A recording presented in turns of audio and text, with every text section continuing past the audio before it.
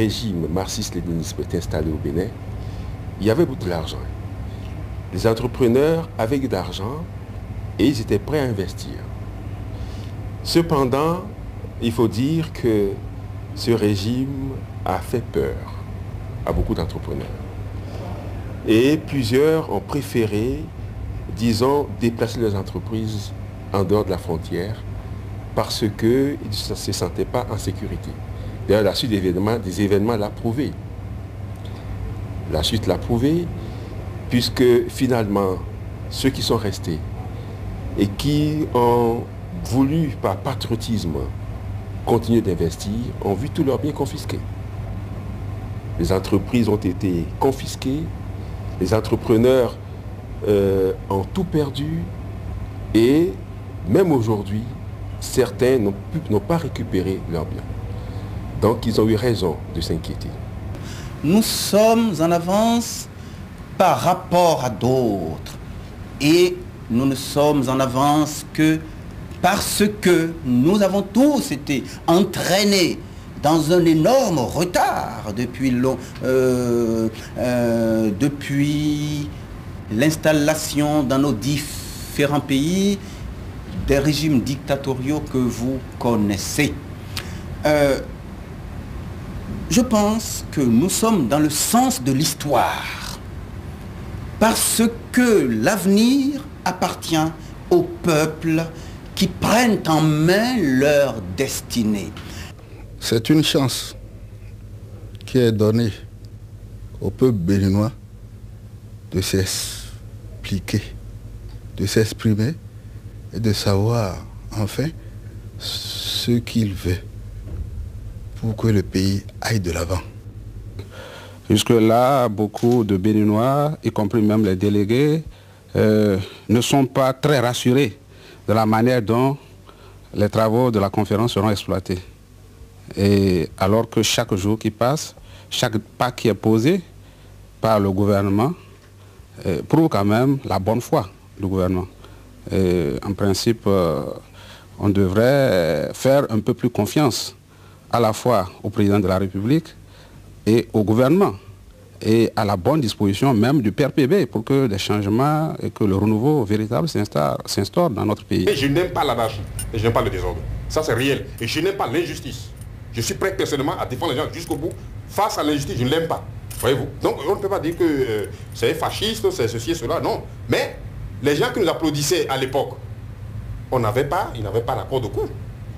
Ils n'avaient pas l'accord de coup. C'était un concept nouveau. Nous avons fait la période et c'est normal. Les peuples aiment ce qui est facile. À l'époque, l'économie était florissante.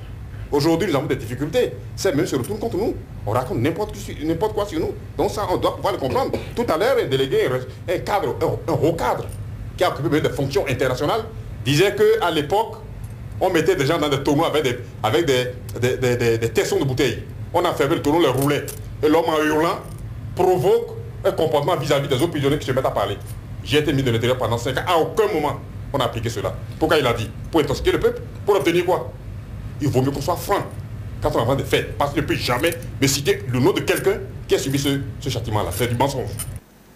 Il faudrait que la conférence définisse clairement quel type de société nous voulons et quel type d'homme nous voulons avoir au Bénin. Cela est capital. Et qu'ensuite, nous tenir compte d'une prospective, c'est-à-dire projeter sur l'avenir ce que nous voulons faire. À propos de programme,